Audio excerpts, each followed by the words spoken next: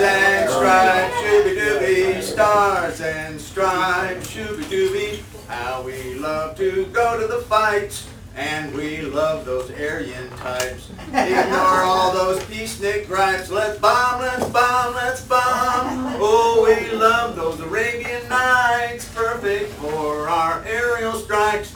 We'll take all your mineral rights. Let's bomb, let's bomb, let's bomb. Oh, stars and stripes, shooby-dooby. Stars and stripes, shooby-dooby. Can't get enough of those stars and stripes. Let's bomb, let's bomb, let's bomb. Yay, Howard. Now Howard's got your attention. You bomb. Good morning, everybody. The Banking and Monetary Reform Committee of the Green Party is very happy to be here and to have you all here. Howard and Sue and Joe are going to be the people to present. Howard has been writing and cajoling the Green Party National Committee for years about our Greening the Dollar plan. Greening the Dollar is part of the formal GP plan, you know, GP platform, about what it means for Greens and for our revolution to save the world. This is because Howard realized along the way that the central political issue is the money. And that any government that does not issue the money must be controlled by whoever does issue the money. It's true, not all of the money. And that would not be a democracy. So Howard Schweitzer. Yeah. So I talk to a lot of people about money, and they seem to feel like it's very confusing. And how many think it's confusing?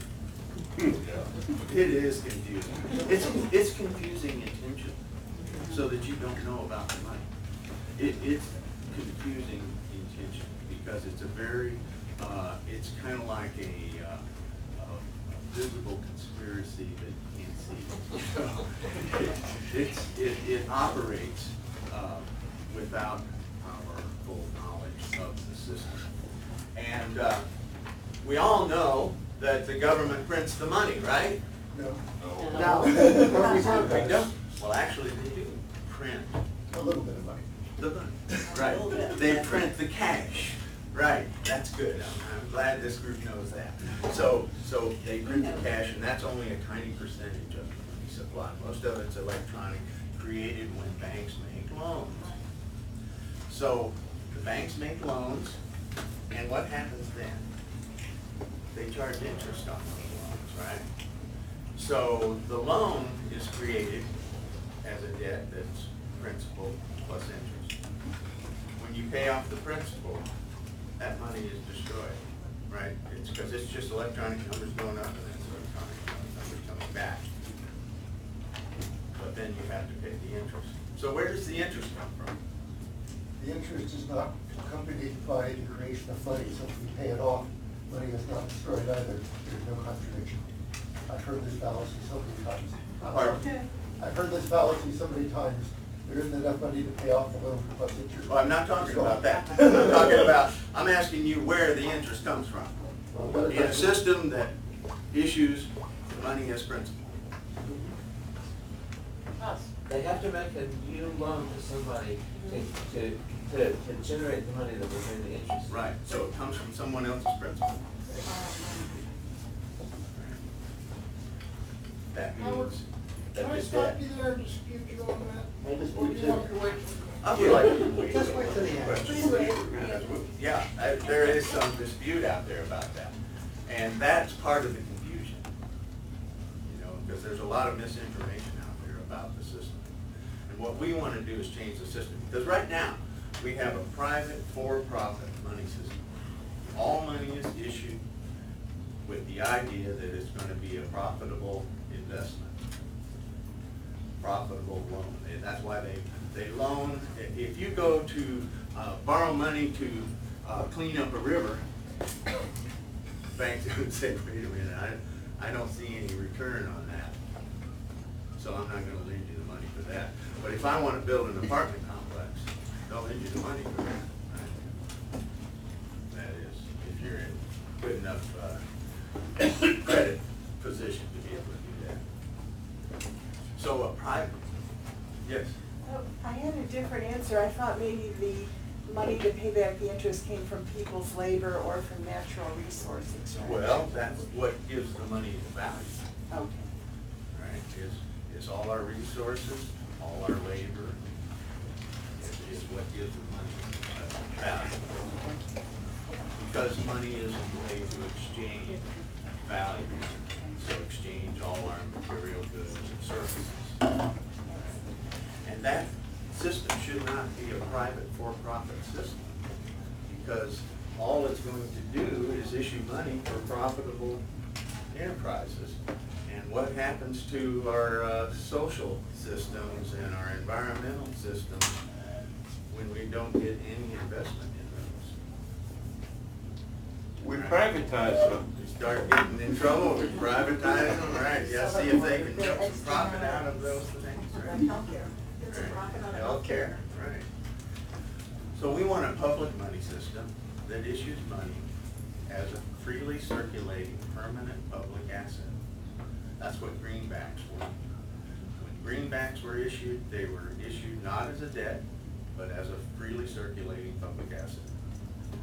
And so the banks hated it, right? Because they just kept circulating and circulating, exchanging wealth, building wealth for people. And the banks didn't get to play the game, except the money that the people would deposit in the bank, the bank could then make off with, and they would never issue a greenback back. You know, they would always keep the greenbacks and try to get them out of circulation over a long period of time. We want to change that system. Now, a lot of people say, well, you don't want banks to operate. We do want banks to operate. That's a legitimate business, but it should be a financial intermediary. It shouldn't be in control of monetary policy. It should not be issuing money. The problem with issuing money, Just let you know you're fine. but, 6. all right, I won't be much longer. No, go, I'm not trying to read.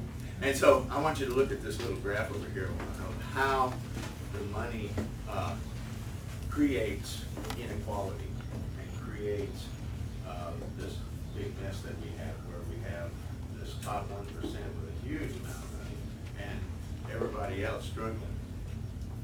It's a function of interest here that those are 10 income brackets, all right?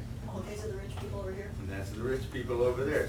And what that represents is interest paid and interest gained. So interest paid is those columns on the bottom, and interest gained is the column on the top. And so there's a small percentage of people that are gaining from the interest, and most of us are paying interest. We're going to change that so that we don't have that kind of a picture.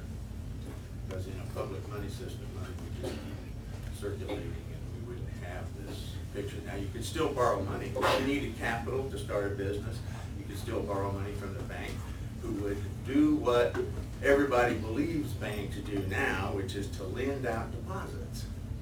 They don't do that, they create deposits. But now, if we changed our system to a public system, they could lend out deposits for people and for profitable businesses, so it would make sense to charge some interest.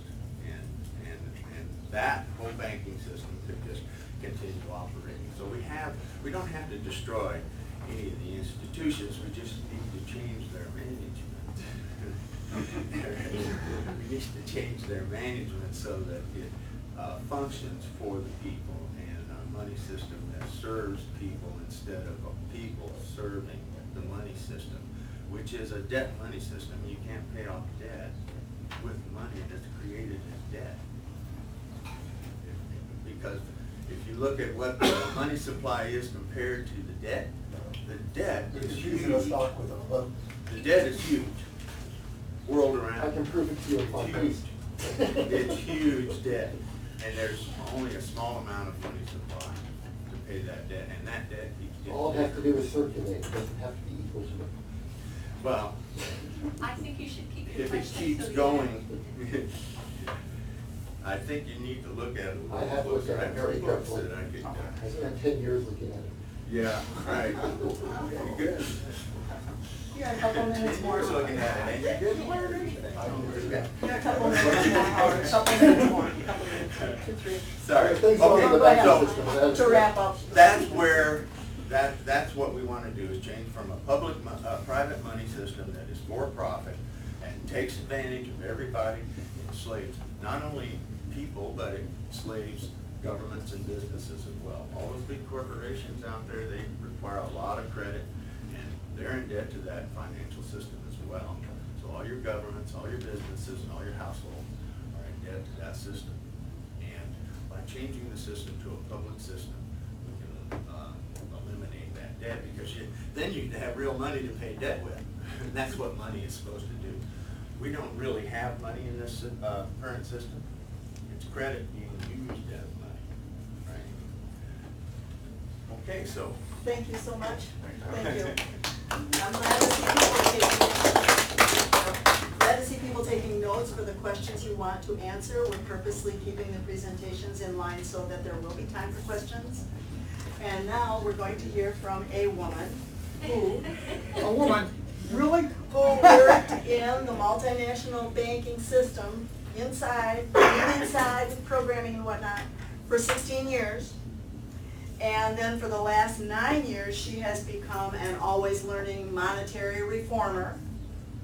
And this year, Sue is researching to make a presentation this fall about how debt drives war and war drives debt. She's doing that research this year. And so, Sue Peters. Hi, everybody. Thank you for being here. Yes, I worked for Wall Street Bank for 16 years.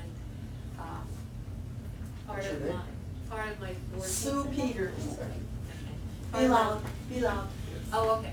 Part of my working for them, I always wanted to know, well, what does a bank do? I mean, I had never worked for a bank before. I'd worked for stocks and bonds, stuff like that. So I didn't find out while I was working there the secret of the bank. Even though I was writing and designing their bookkeeping systems, you know, moving money around the bank. And, but I came across it in my personal life, and when I found out about it, I was shocked. I couldn't believe it. Wait a minute, banks are creating money, you know? And when I first found out about it, I literally went into work the next morning and I said, I have to look at this program that I just wrote to the controller of the corporate bank, you know? And sure enough, it was an overdraft report. Overdrafts, the banks are creating the money and giving it as a loan to those accounts. So, but it's taken me a long time to understand it, because we don't, I didn't, and we all don't, in this country, are given any education, so we can think about it. I couldn't even think about it. I would get dizzy, you know. So, just repeat, a friend of mine said, and eventually it'll get in, and it does. This year, I was given the honor of doing some research for the American Monetary Institute. And I was very honored by it, because I'm not a researcher. I mean, you know, I'm a programmer, analyst, designer, you know. I went to college for history. I love history. But the history they give you doesn't include the history of the money. It doesn't, even in college. You know, you learn all this world history, but where's the money? I'm not a theorist, but I know that there have been conspiracies in this country, because I've studied the history, to keep this information out of our educational system, very consciously. It's not a theory. Okay, so I'm gonna talk about what I've been learning about our money system, our private money system in war. And I'll tell you that it's a very upsetting topic for me. I've always been anti-war, but I've never studied war and the effects of it. So when I was given this project, I sort of took a little time to clear my schedule, and then I started doing the research, which is, you know, I've been reading some books that have been recommended. I found out that Paul Warburg, who is the really architect of the Federal Reserve System, he came over here from the Warburg Bank in 1902. He married the daughter of the wealthiest investment bank in New York City. And he spent the next almost 12 years, going around the country to banking organizations, telling them how we needed a central bank. Central bank, we didn't have one. We needed one. We got one. We got one in December of 1913. President Wilson signed the law, Federal Reserve law. It went into operation a little bit after the war in Europe started. It went into operation around November of 1914. Oh, there was a lot going on.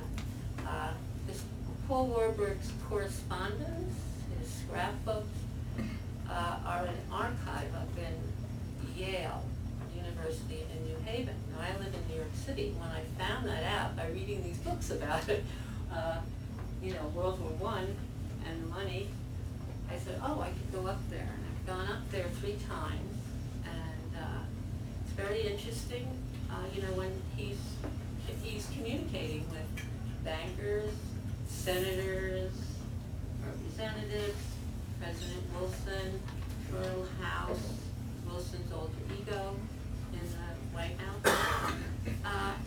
He's very clear on that the Federal Reserve is the bank for the country. And not only for this country, he's very clear, it's for the world.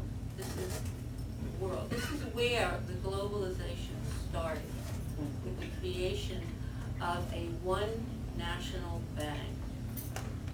And of course, I'll give this, people can have this. I have 2 documents here that I find keeps reminding me about this system. One is, I had a friend he's passed away since, but he was sort of a a gold dealer. He knew about money. He knew all about the history. And he would talk about the Federal Reserve, like we need to get rid of it, and blah, blah, blah. And somehow he got, the New York Fed gave him a report in 2006, because he sort of, was considered a semi-reporter. They gave him a report from the New York Fed, a capital report. Who owns the shares of the New York Fed? And it's all there. I'm going to hand it out, and you'll see that 50% of the shares are owned by J.P. Morgan Chase, a Rockefeller bank. 23% of the shares are owned by Citibank, a Rockefeller bank. That's 73. Everything, all the other banks split up the rest. That was a shock to me. But the war. We were neutral. I'm going to put that like this, neutral. We were neutral until April of 1917. When the war broke out, England and France, who didn't have very much to keep the war going on, went on for 4 horrible years. England and France went to J.P. Morgan here in this country, the most powerful financier, And they hired him. And to be their fiscal agent, he loaned them for the next 3 years. His organization loaned England and France $5 billion, outrageous amount at that time. He took that money, they took the loan, they gave it to him, and they said, we need weapons. This country was, everybody was working, making weapons. There were factories all over, making weapons, shipping them over to England and France. We were neutral, but that didn't make it any more. And I could tell you the details of what went on between Littleton and Morgan. But anyway, he was allowed to do that. We did it. By 1917, when we went to war, it was $5 billion. Why we went to war?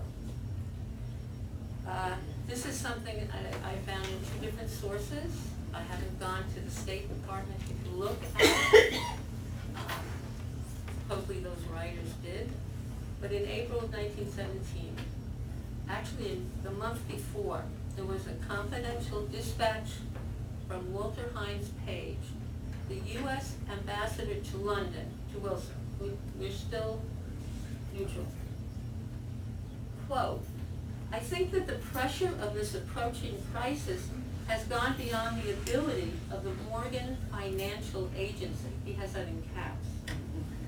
If we should go to war with Germany, the greatest help we could give the Allies would be such a credit alone.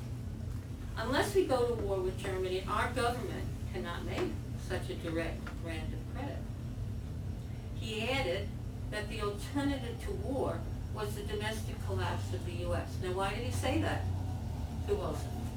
Because J.P. Morgan, being the largest financier, having this huge amount in loans to England and France, that same month that this memo was sent to the president, the Tsar had abdicated. And the threat of there's not going to be the Germany wouldn't have to fight on 2 sides. The Russian side, there's not going to be any fighting anymore. The Tsars, we're not going to have Germany's going to be able to turn all of its forces here. And England and France said to this ambassador, they said, we're going to lose. We're going to lose. So that's why this happened, and that's why we got into the war. And I just leave you with that. And please take these handouts. The other one is, it's who's banking against the Sioux, the Sioux, and it takes the corporations that do the pipelines, and the loans that they have gotten from I identified the New York Federal Reserve banks, but all the banks, if you're a national bank, you're a Federal Reserve Bank. But all these Wall Street huge multinational banks that have hundreds of thousands of dollars of loans to those companies. It's our money system. Thank you.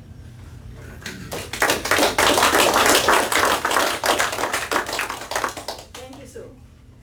Our third speaker is a man who is an authentic second-generation monetary reformer in this country, Joe Bongiovanni. Thank you, Mary, for the introduction. Yeah, and I'm going to change things a little bit. And I don't know how many of you can actually turn and see. I wrote 3 things on. I wanted to write them up here.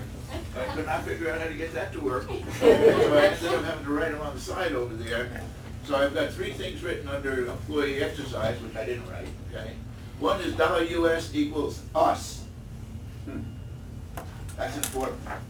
Next is $US is 3-part harmony. You got to understand that what we have in the Green Party platform is the 3-part harmony that you need to reform the money system. And the last thing says $US is the stake in the heart of capitalism. And for people for people for whom that is too controversial, I'm really glad to engage on that. So the first thing that I want to say, dollar US is us.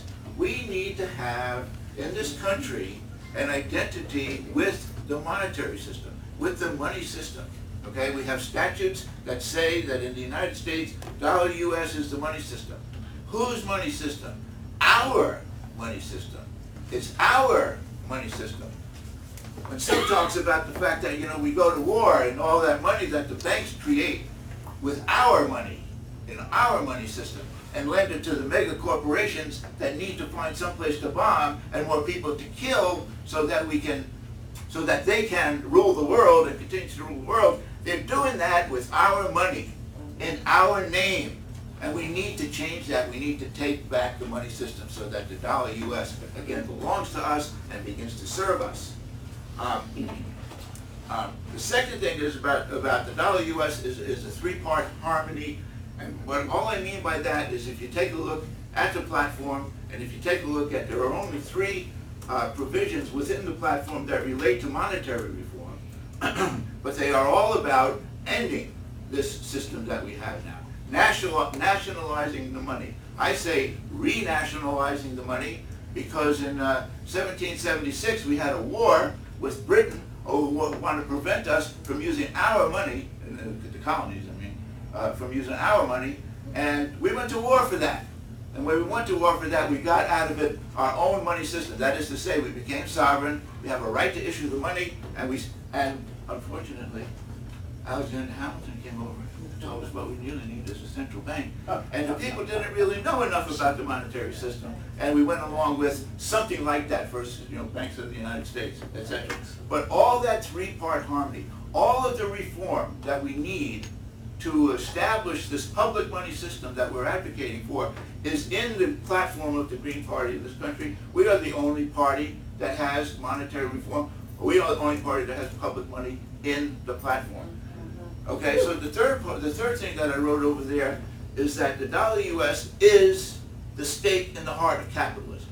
Now, I get in trouble sometimes because a lot of monetary reformers are not anti-capitalist. They're not non-capitalist, which is what I am, okay? I'm more of a non-capitalist than an anti-capitalist. But I know that in order to do something with the system that we have now, we have to put a stake into the manner in which capitalism works.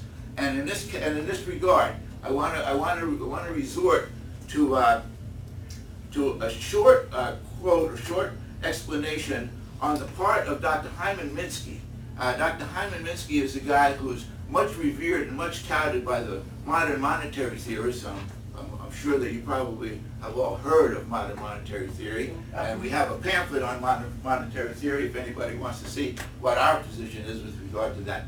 But the fact is that all of those economists that the modern monetary theory people have interested in them and promoting them, that none of them really got Minsky. Because Minsky wrote a lot of stuff in the 50s and the 60s and the 70s, and they take a couple of quotes here and a couple of quotes there, but what did he really say about the system? What did he really say about the institutions? And it took him until 1994.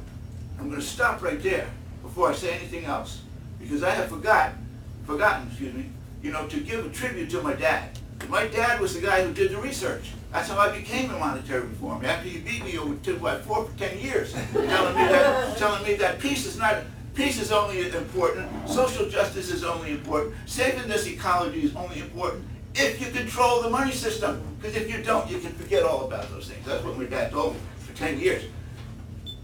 But he also said when he was doing his research and he was going to Washington in the 70s and the 80s, and he met Hyman Minsky. And he said, Hyman Minsky's a guy, he's studying financial instability.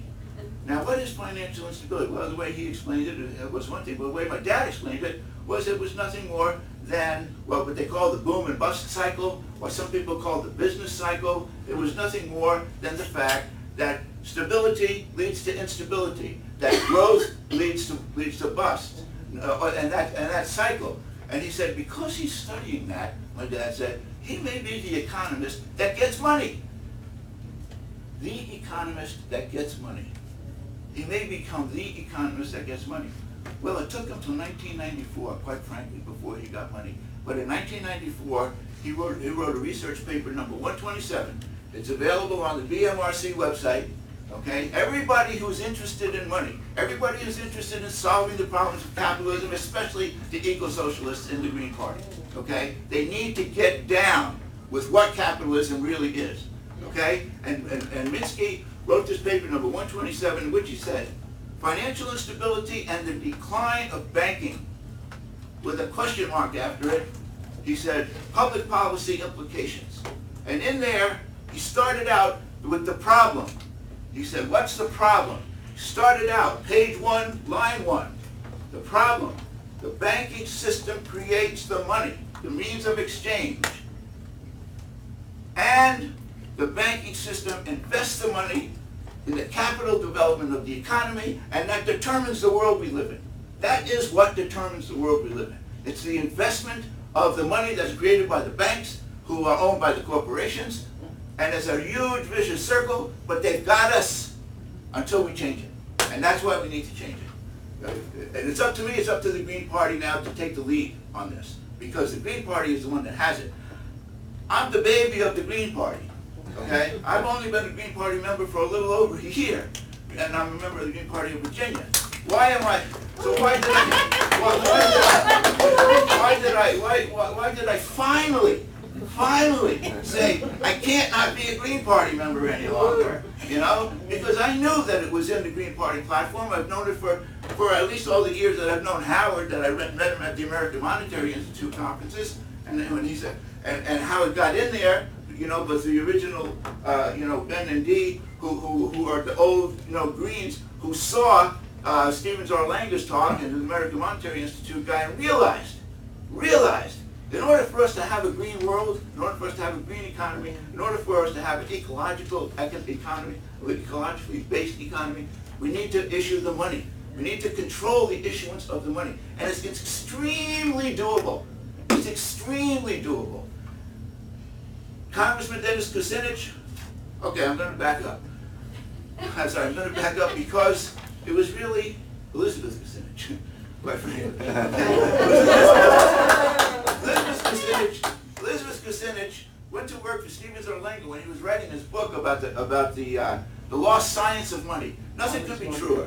Nothing could be truer. The lost science of money. And she was working for him, and she went, oh my God, if this is real, if this is true, this is so important. I got to talk to Dennis about it. So she talked to Dennis.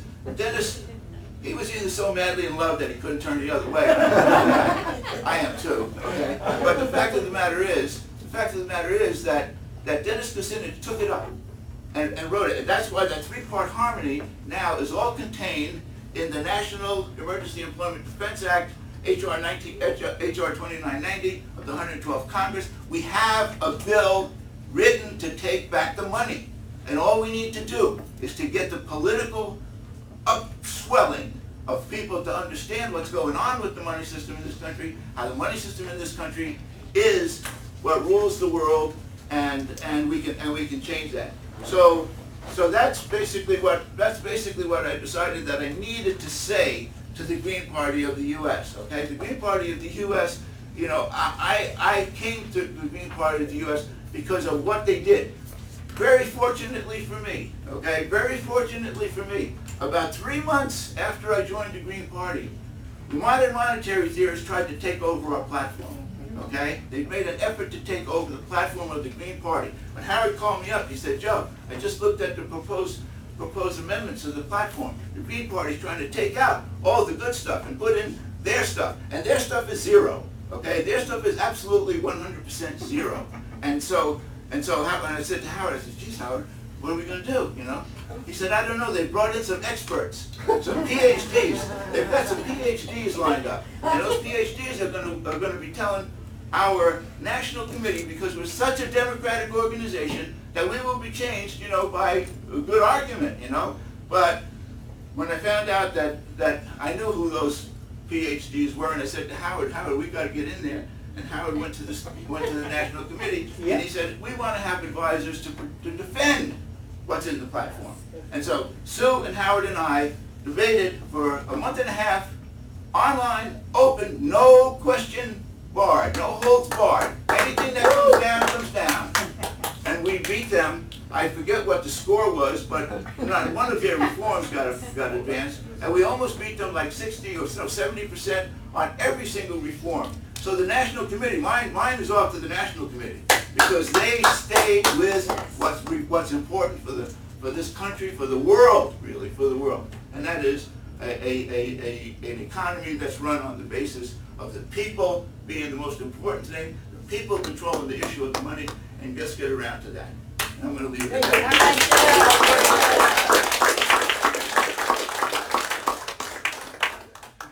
Thank you very much, all three of you. Since I'm on their team, I think they hit it out of the park, and I'm really happy.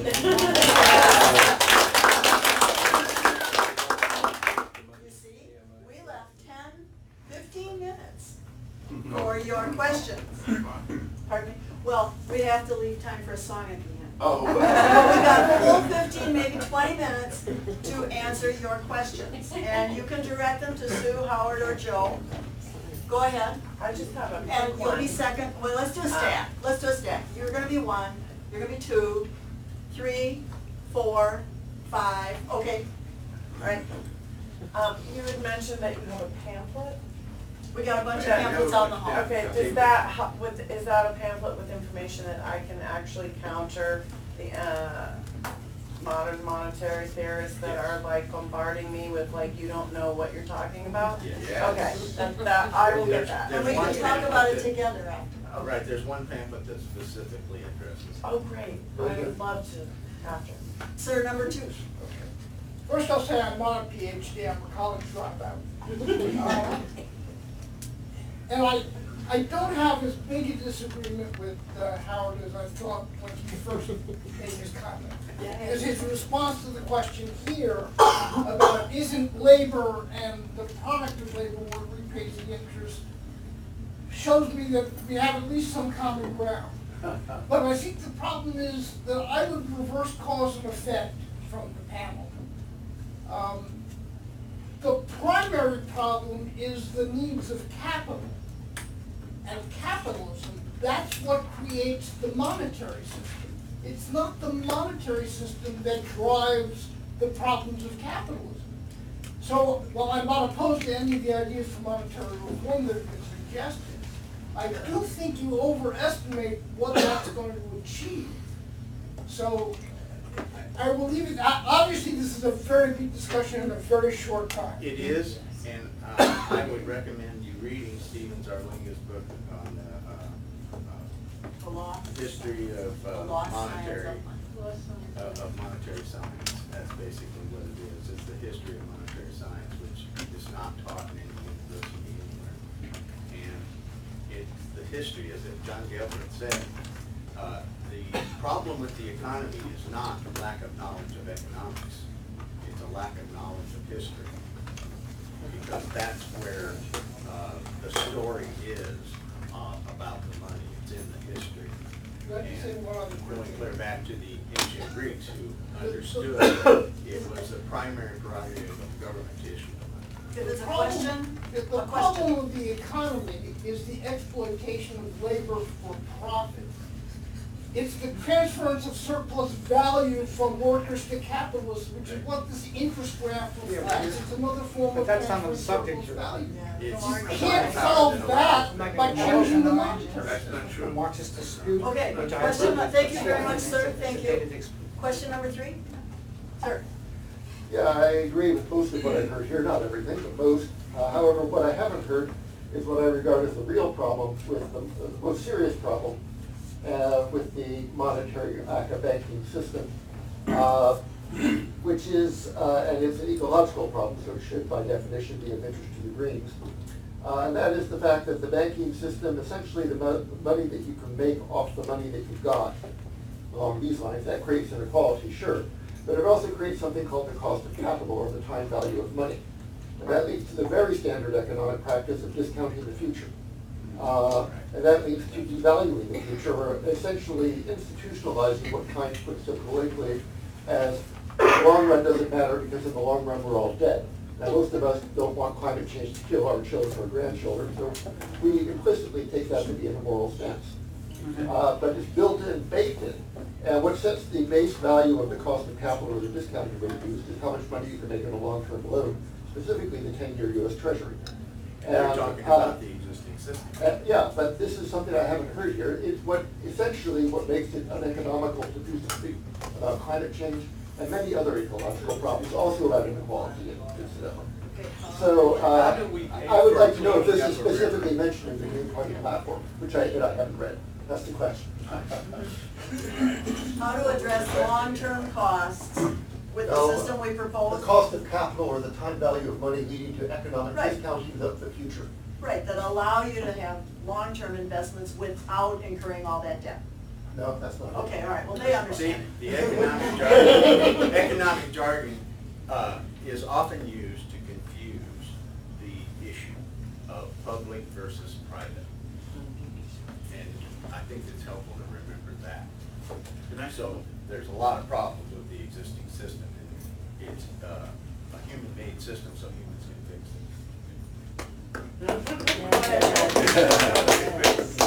Okay, so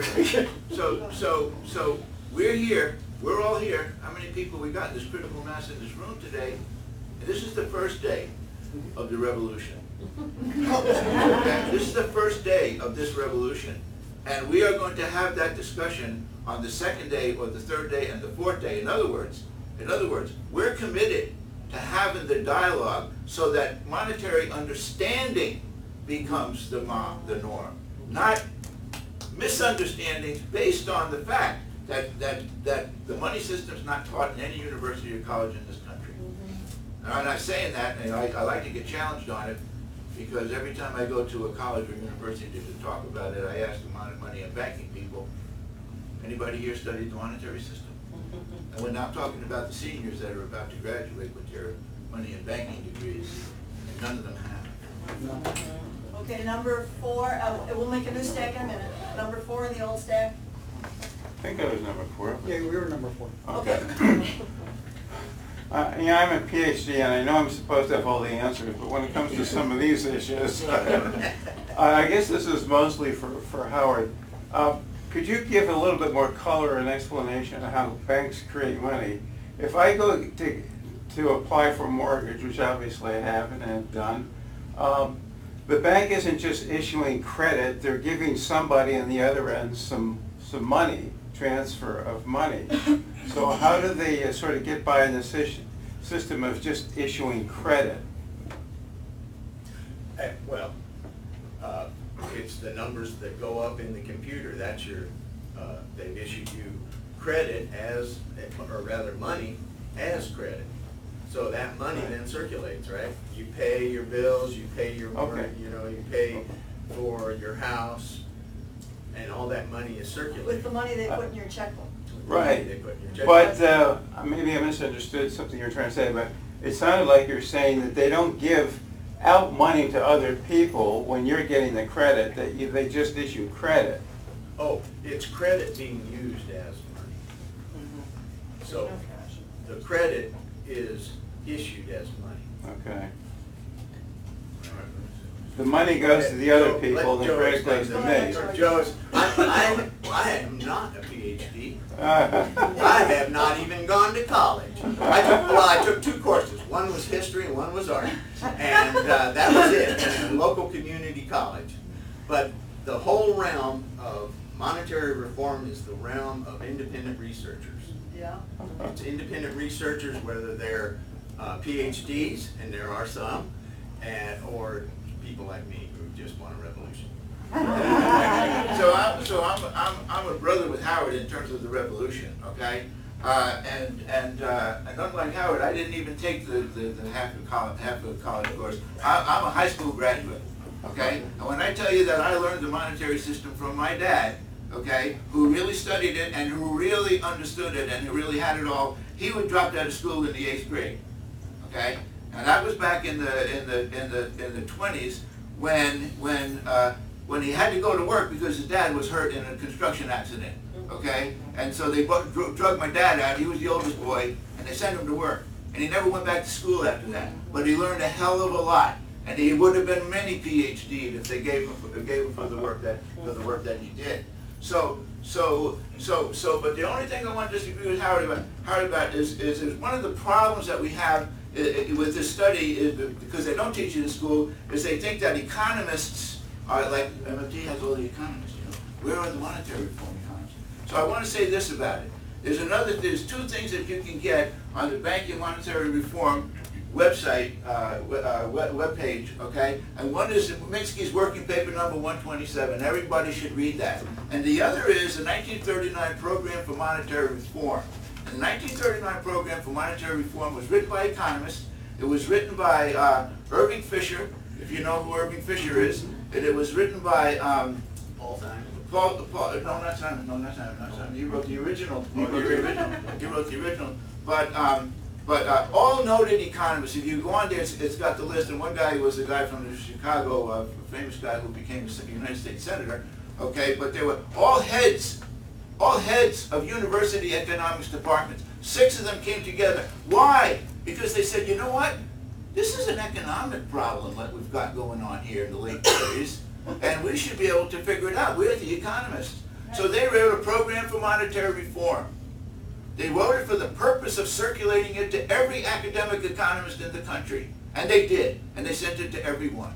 Okay? And by the time the day was over, 400 academic economists supported the program for monetary reform. And when you go in and look at the program for monetary reform, you will find the 3-part harmony that's in the Kucinich bill, the 3-part harmony that's in the Green Party platform. So economists supported it, but what happened was when we got out of the war, we turned to prosperity that was being engaged, and the controversy over money shifted down to almost nothing. Why? Because it wasn't being taught in any school anywhere. Who was going to pick it up? So the fact of the matter is, economists support this idea, okay? When you take a look at it, and anybody who's studying anything about economy should read that 1939 program of Irving Fisher, etc. Thank you. Was Sue, where you want something add more specific to his question? Yeah. One thing about, after World War II, this whole idea of what happened to this support of all these economists. After World War II, we had what was the Cold War. What the Cold War was, the financial powers wanted globalization. In this country, remember, they had their central bank. They wanted a full-time war economy. So they needed to scare us into that and have weapons. Weapons all the time. We're totally rearmed. We never talk about disarmament. Because that feeds the things. Okay. Well, yeah. Now, Is there maybe no- we would have personally the answer to your question at some point later, if you didn't get it, Oh. about how does the bank putting money in your checking account as a loan, how does that turn into real money in the economy? We could talk about it more later. Yes. The next question was, or did you want to add something? No, that's fine. Okay, number 5? Number 6. 6, thank you. Mine's boring and short. You said HR 2990, but I didn't catch the name of it, and if the Green Party US were to write legislation, would that be it? Yes, that would be it. Okay, and what's the name of it again? It's HR 2990 of the 112th Congress. 112. Because they Oh. changed the numbers. They changed the numbers. HR what? And it's called the NEED Act. Need Act. The Need Act. National Emergency Employment Defense Act. I would like to change one of those E's to the environmental. So does that take care of your question for you? Did you get it down? We have a lot of literature in the fall in the hallway that does detail some of these things too that you can pick up on your way up. Now, I think we're ready for, you have one more question or is there a new stack? New stack? Okay, this gentleman's had his hand up for a long time, so he's 1, 2, 3, 4, 5, and Barbara will be 6. Okay, go. Okay, there is lots of literature, which I was an occupier in Wilmington, Delaware, the home of the 1989 Banking Act that removed credit card limits of 7% to usury mafia rates. Yeah. Delaware is the Grand Cayman of the United States. Yeah. They have approximately 100,000 companies registered there in one room like this with a plaque on the wall. You're setting up an electronic banking system that's going to be completely like Bitcoin, but strictly for the rich to export their money offshore to Panama. That's coming. So a bunch of us from the Occupy have been studying all of these issues.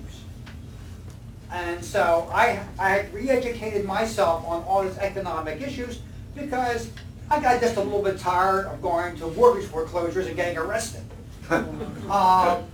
They had the, what was it?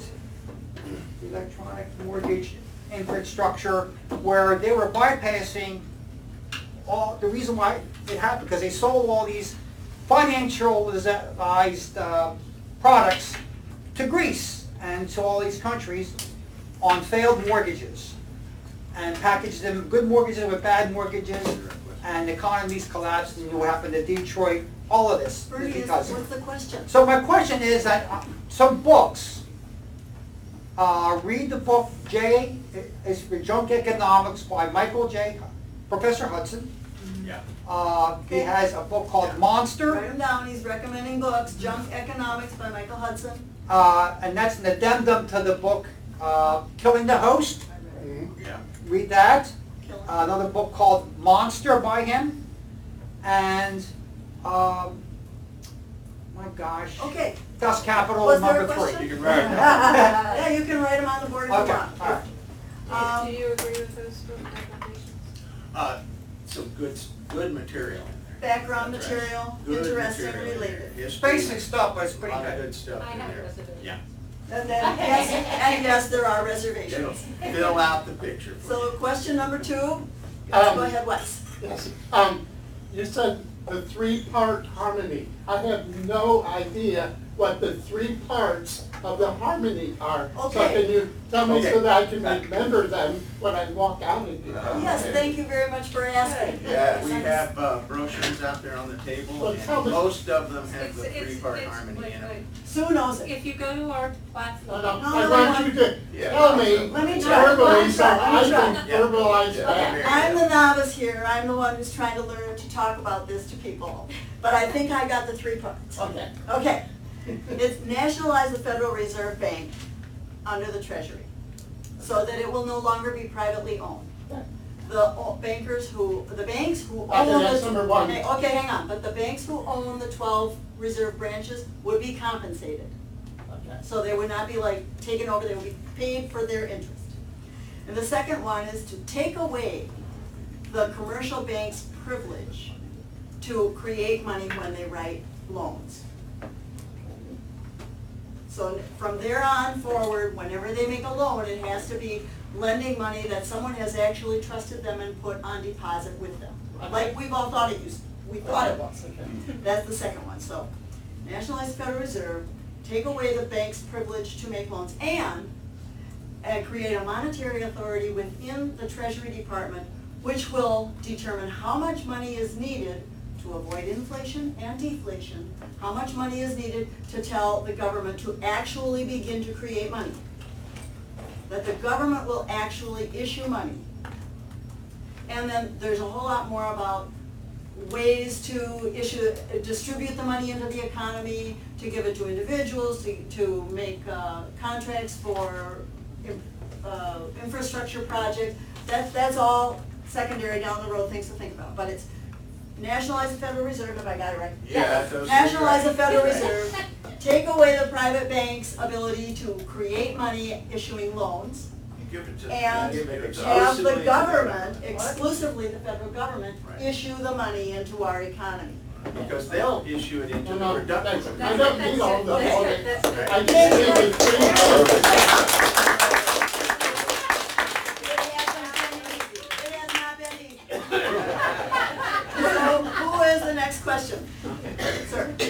I just have a quick comment that about the part about, for example, the stake in the heart of capitalism. I feel like we might do better to put our emphasis on the thing we want to create more than the thing we want to Okay, destroy. let me say something about that. That's a good point, Joe. Yeah, because you know, I always said about my dad. You know, taught me all this stuff. You know, there was no bigger capitalist than my dad. Okay, I mean, he wasn't a banker, but he was a businessman. He was a conservative. He was a Christian businessman. I mean, he learned about the money system first through the Austrian school, because that was the only group that was writing about money. And it wasn't until he came to realize those guys don't really care about anything except themselves that he turned around and became a socialist, I call him. Okay, he didn't like that I called him that. but when it comes to putting the stake in capitalism, and my dad wouldn't have said that. Okay, he would have said we need to change capitalism, we need to fix that. And I said, but Dad, if you take away the ability of the capitalist to actually create our means of exchange, and like Minsky said, determine the capital development of the economy, what will we have left? And what he answered me was, free enterprise. That's what he said, and I was like, oh yeah, that's right, you know, he's right. So, yeah, maybe we don't have to say that, but free enterprise is what will actually come up with that. I'd like to suggest again quickly that what we have is a kind of a feedback system, and without a central bank and lots of private, little smaller private banks, the banks are like a herd of elephants that occasionally stampede without anybody deciding how it should go. So that having a central bank let somebody actually get some control, and the trouble with it has partly been that it is banking first, and second, that the managers sometimes kind of mismanage it. Go. Go ahead, Sue. And we'll let's be mindful of time. We're gonna have an ending. If those of you who are still on the stack, think about if you really need to make your question, how to make it short. Go ahead, Sue. The key to remember is item number 2 that Mary talked about. Because those banks that stampeded, they stampeded because they could create money. Yes, that's right. So They will no longer. They will no longer. Take that away. Yes, Right. Okay? yes. All right. The next question. Mary, progressive stack, that's a younger woman in the back, possibly of You color. want, should we throw Barbara in first? Yeah. Oh, you're abdicating your spot. I didn't have. Oh, okay. Barbara. You follow the advice of this woman and give that woman the next question, and whoever got displaced, I hope you'll come back in a minute. Barbara. So I have a very particular set of skills. I am in Wisconsin, in the county of Milwaukee, around the city of Milwaukee. And yes, we have to defer to whatever we have to kind of defer to whatever the national banks and the big banks want. I was saying last night that I had a very local mortgage, and I got a letter a few months later saying they're no longer servicing my mortgage. It's going to be some other big bank that's going to collect all the actual money that I'm sending every month. So my question is, what can we do on our local, county, state type levels in the meantime while we're trying to figure out how to get things passed at the national level to have a better local economic system? State public banking. Well, right. There's public banking that you can do, there's local currencies that you can do, there are various strategies for trying to survive within the current system. Our changing the system is our goal. That's our goal, because that will make it possible to fix everything else. And those other public banking and your local currencies and things are ways to bring up the conversation for more people to become aware that, oh, the problem is the money, and then start with what to do and what we might do here in the meantime, and what the long-term goal is. Start getting that information out there. Can I just Everybody wants to turn. Sue, then Joe? No. I wanted to just emphasize the last thing that Mary said about educating, because we don't get it in our media or schools. Education, especially around the history. The history can't change the history. It's there, because what you get in the media is so confusing. I always think about that song, talk about it, talk about it, talk about it, ooh. Yeah. So, next question. Well, now, on the stack, do we have somebody else on the stack yet? Was Yeah, it I you? was on the stack. Thank I you. was four. You were for, Yes. forgive us for Not displacing. at all, because my main question was about the three-part harmony, so that got answered. You got it. Right, so how do I get the article on the thing by Minsky? Yeah. What is the BMRC stand Paper for? 127, yeah. Banking monetary policy. Can you stop it at our spot in the hallway, Sure, please? of course. And we'll give you a website or a specific reference. Right, okay. All right. Now, it is 1:15. If someone has one more burning question, otherwise we're gonna wrap this up in a way that will be memorable. Oh, you were on the staff BMRC, what's that? Banking and Monetary Reform Committee. of the Green And Party. if you write BMRC, I think, at gp.org, With questions. we'll answer your question. Okay, thanks. Janice, So I'm last gonna use question. the last minute for a quick plug. I'm running for mayor of Houston on a public banking platform. And I encourage everyone to take a look at this as the grassroots, on the ground experiment that's actually going to help us move into this NEAT Act. I'm not sure I'm completely on board with the terms of the NEAT Act based on where we are today. So maybe we need a lot of intermediary checks and balances, see how the public banks are really working, see what's happening. So take that back to your areas, make a public bank, Wait a and minute, yeah, check me out. hold on, there Wait with a the public minute. bank. I have a comment. So, You have to know the history of this money power to know that if you give them a little, eventually they will have it all. It's serious, in the whole history. Read that book by Steven Zarlanga, Law Science. specifically about public banking, the Banking and Monetary Reform Committee does have a flyer available today. There's a specific misgiving about the public banking, and I know everybody's interested in it all over the country. We're thinking about it, looking at it. And we want you to have this background information in your files when you look at public banking, that it should be a bank of deposit. Like the Bank of North Dakota, not a bank of issue, which just strengthens the current system. I'll look at that. And very that's a closely. kind of a big Thank you. deal. Yeah. Now, on your mark, get ready? Oh, your question. No. You did it. Howard. This is. Well, okay. Morning. The idea was to wrap it up. Somebody asked me, can you give us a big ending, and I really, all I know is song. Good. So, the whole world is in trouble now. Everyone can see. Will human life continue? There's no guarantee. Understand the problems affecting me and you. We all need to focus on what we need to do, and that's change the money. No better way to turn the world around, so change the money. What's gone up now must come down, so change the money. It'll make our future bright. It's all about the money now, so time to do it right. Yes, the banks create credit, all our money as debt. And that is what is causing the inequity we get, concentrating all the wealth and power to a few.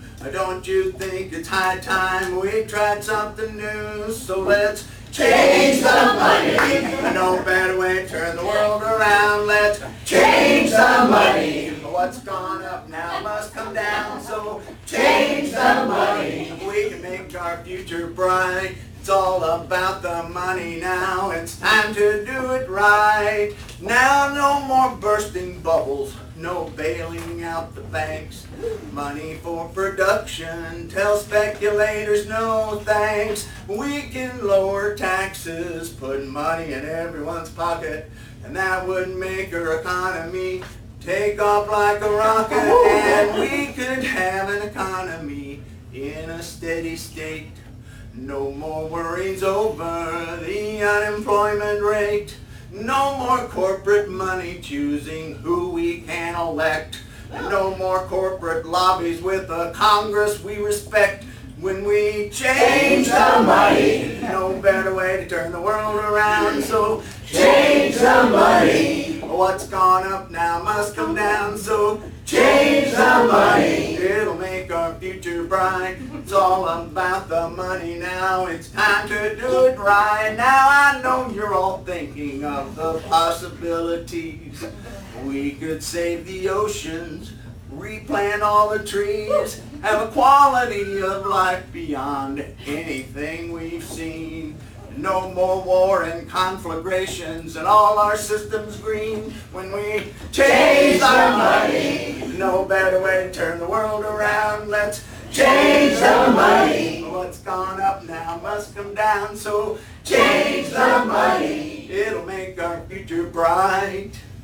It's all about the money now, so time to do it right.